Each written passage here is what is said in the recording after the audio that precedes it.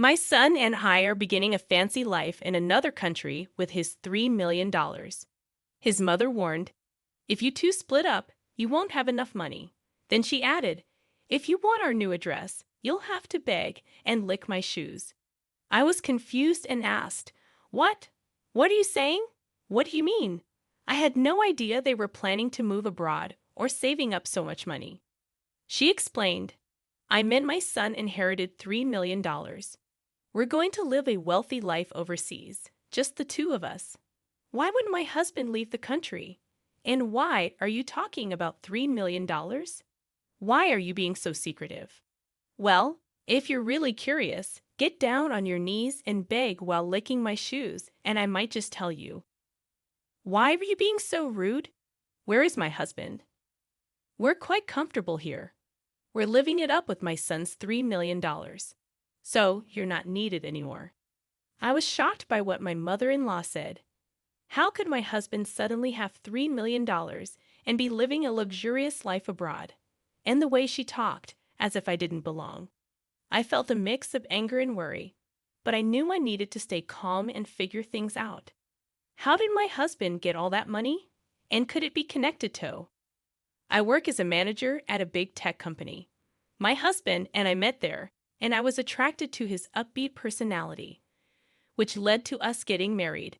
His parents welcomed me warmly at first. Later, we had a daughter who's now 14. I grew up poor with difficult parents. Having faced many challenges, I was determined to love and care for my daughter deeply, while also managing work and the household. Then, one day, my husband had to move to Texas for a project. "It's going to be tough being alone with our daughter," I said. "Yeah, balancing work, chores, and taking care of her will be hard." "Maybe we should ask my mom to come and help," my husband suggested. "That could be a relief," I agreed. So I reluctantly agreed to let my mother-in-law move in with us. "Mommy, when will Daddy come back?" my daughter asked. "It looks like he'll be in Texas for a while, but don't worry. Gran was coming to stay with us," I reassured her. And so, my mother-in-law came to live with us. Little did I know, this decision would turn out to be the biggest mistake of my life. "You're working late again today, huh? Women who neglect their families." I'd hear biting remarks from her when I came home from work. "I have a job too, and I take care of our daughter." I'd argue back, but she was never satisfied. "When I was young, family was everything. I never even thought about working outside," she'd say.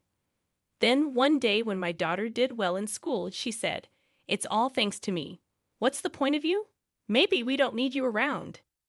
Even though my mother-in-law only helped with easy homework, I was the one teaching my daughter most subjects. And if I made a small mistake with cooking, she'd jump on me, saying, "How did you and my son even survive before with such poor cooking skills?" "I'm doing my best, and everyone has their own way of doing things," I'd snap back. My patience was running out. "She doesn't do her chores," she complained to my husband. "Mom, she's working too. Please try to understand," my husband would say, trying to mediate. But as we continued living together, the relationship between my mother-in-law and me became more strained. With my husband far away, I felt even more isolated. One day, I decided to call my husband to talk about it. "Hello, are you okay?" "Yeah, I'm fine. What's on your mind? It's kind of late." "Well, your mom gave me a piece of her mind about house chores, and it's really getting to me."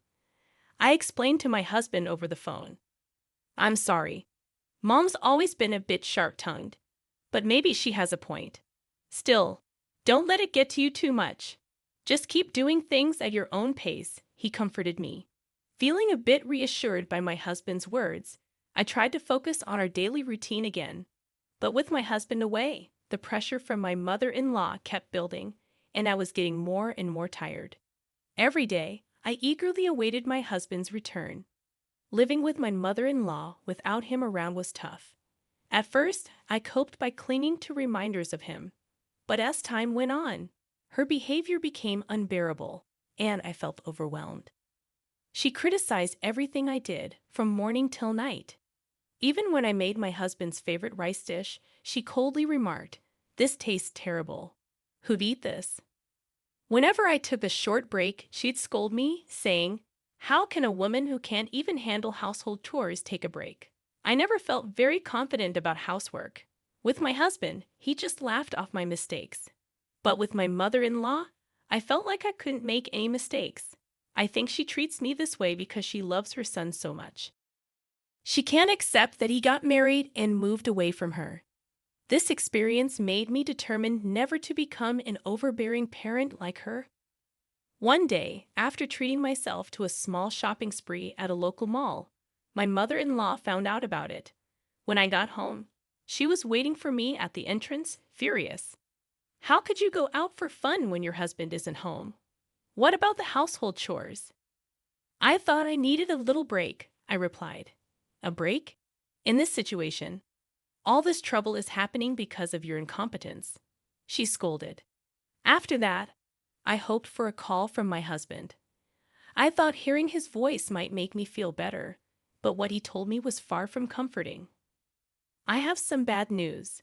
My work in Texas isn't going well. I got into gambling, and now I'm in serious financial trouble. I've accumulated a lot of debt," he confessed. "What? Are you serious? Gambling? In debt? This is completely unacceptable. What's going to happen to our future and our daughters?" I exclaimed, feeling shocked and worried. "I'm sorry, truly sorry. I feel trapped right now, but believe me, I'll figure it out," my husband apologized. "How?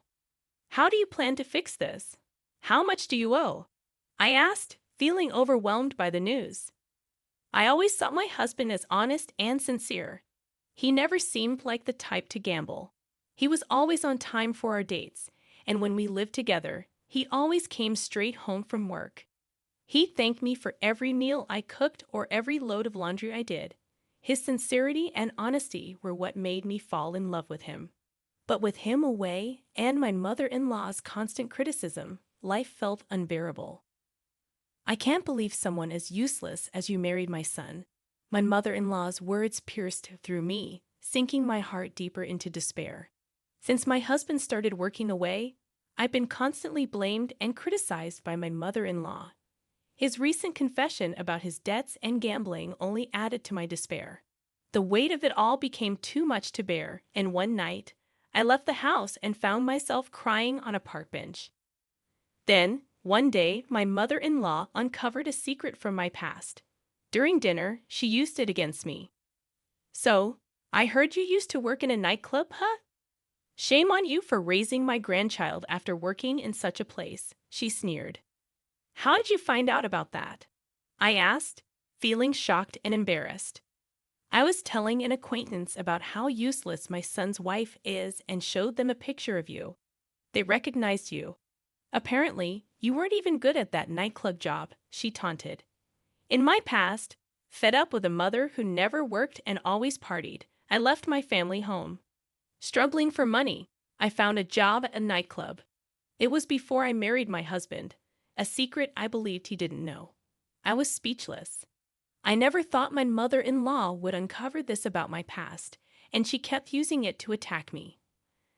"I can't believe someone like you is the mother of my grandchild. I'll tell my son and have you kicked out," she threatened.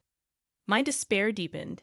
It felt like everything I had with my husband, all the efforts I put in, and the future I dreamed of were taken away with her words. My husband's communication became scarce. I worried he started doubting and suspecting me. Alone in my room one night, I reflected on my life, meeting my husband, our marriage, and our current struggles, along with my mother-in-law's constant blame and accusations. I felt like I couldn't continue like this. "I can't take it anymore," I whispered, walking out into the lonely nighttime streets. The silence of the streets echoed my despair. My mother-in-law's words about my past, my secrets, and my present haunted me. Everything became a target for her criticism and blame.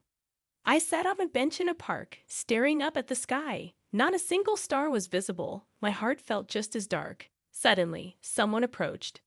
"Mom, why are you here?" My daughter sat next to me, holding my hand. "Mom, don't let Grandma get to you. You work hard at an IE company and you've been through so much. You're strong." Thank you, but maybe Grandma has a point, I replied. Mom, Grandma's just stuck in the past. In today's world, you should be proud of any job you've done. I'm proud you worked at a nightclub, she reassured me. Really? Yes, because it shows you've always tried your best for us no matter the circumstances. Don't let Grandma's words control you. My daughter's words touched my heart, and tears welled up in my eyes. Mom, you're working hard in IT now, right? That's amazing. I'll always be on your side, no matter what Grandma says. Gratitude flooded my heart. With my daughter's support, I felt hopeful that we could overcome any challenges together. Later, in my husband's study, I took a deep breath before diving into a pile of paperwork.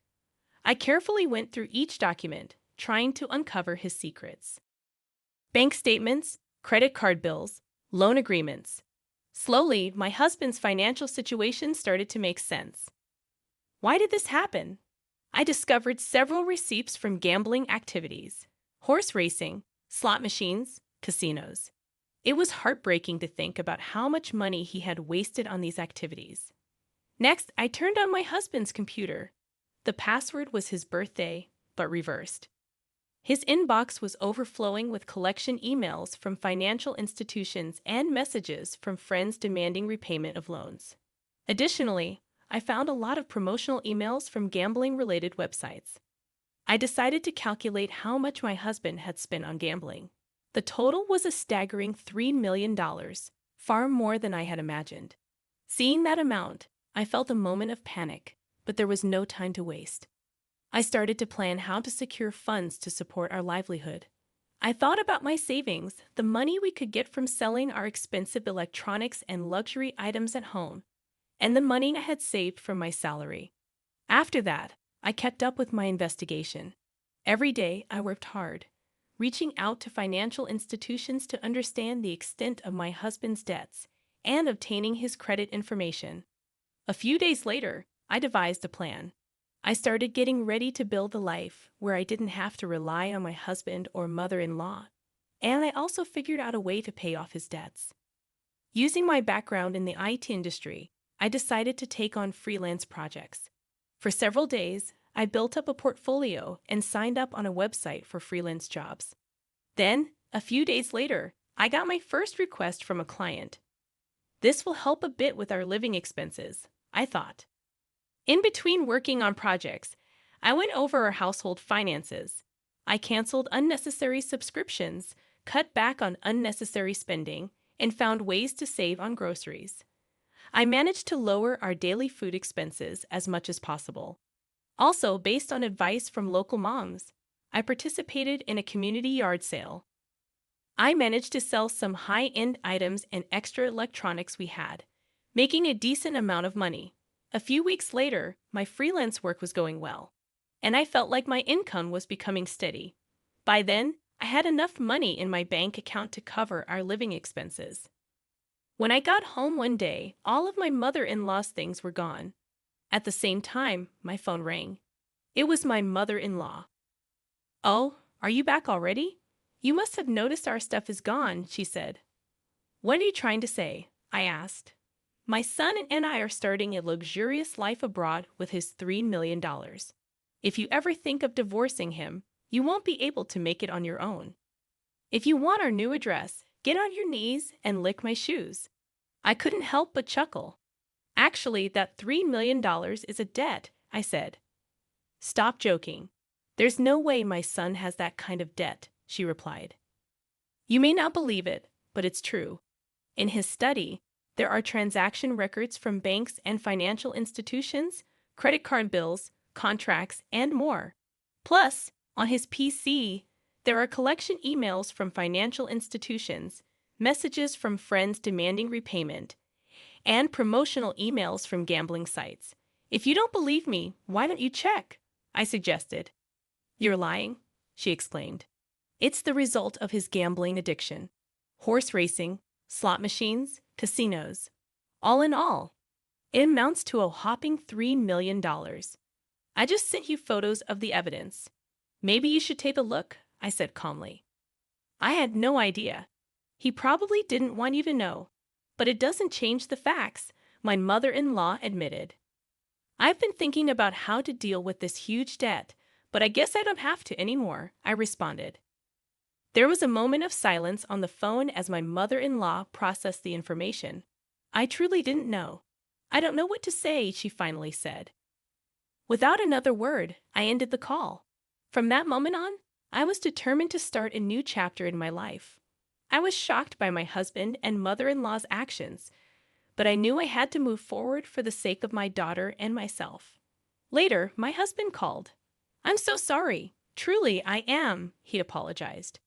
His voice was quieter than I'd ever heard it, but my anger didn't fade. "How did it come to this? Our family is breaking apart because of you. I never thought it would get this bad. But when I decided to go overseas with Mom, I couldn't see a future with you and our daughter," he confessed. I was stunned by his words. "You couldn't see. It's because of your recklessness and lack of planning that our family is in this mess," he accused. "I understand that, but it's too late now. I made a promise to Mom." "What promise?" I demanded. "One, to sacrifice our daughter's future and grab a paradise just for ourselves," my husband finally admitted. There was silence for a moment. "Did you truly love our family?" I asked. "I did. But now it's different," he responded, his voice breaking into tears. "Don't hurt us anymore. My daughter and I are going to live on our own from now on. We'll forget about you," I declared firmly. There was no response from him, only the sound of his sobbing from the other end. Calmly, I hung up the phone. The reason my mother-in-law mistook assets for debts was due to a sudden bill of $3 million that arrived at our home. She thought it was a lottery-winning notice and began planning to move overseas, unaware of the misunderstanding. My husband, thinking starting a new life abroad would solve the debt problem, agreed to her proposal, mistaking the bill for a lottery notice. After that conversation, I set aside my anger towards my husband and started looking for a lawyer. I was determined to prepare for a divorce, seeking compensation for emotional distress and child support. A new life was about to begin for me and my daughter, independent from my husband and mother-in-law. I sought advice from a lawyer regarding divorce proceedings, emotional distress compensation, and child support claims. During this time, my daughter and I bonded deeply, and she became my biggest supporter. She fully understood my decision and chose to stay with me. Her words brought me comfort and made all the struggles with my husband and mother-in-law seem worth it. Tears of gratitude filled my eyes. Meanwhile, my mother-in-law and husband faced challenges in their new life overseas. Despite their efforts, they encountered problems due to lack of preparation and financial issues. To make matters worse, they were pickpocketed, losing their remaining funds, and struggled with the language barrier. Ultimately, they were deported for overstaying their visas. Later, I negotiated the terms of the divorce with my husband through our lawyers. The divorce was finalized, and we agreed that he would pay emotional distress compensation and child support in a lump sum. "Thank you. Now I can finally begin a new chapter in my life," I said, feeling relieved. "But all at once? Wouldn't it be better in installments?" I suggested to my husband regarding the lump sum payment. "It has been. I ended up taking on even more debt, borrowing money from some shady loan shark," he admitted. "I don't know what happened to him after that, and honestly, I don't care," I replied, feeling detached from his struggles. After being evicted from her rental property and losing all her savings to pickpockets, my mother-in-law ended up homeless upon her return to the U.S. My daughter and I embarked on our new life. It wasn't always easy, but being free from my husband and mother-in-law, we could look to the future with hope. I wanted to live happily, working together with my daughter, who had saved me from the depths of despair.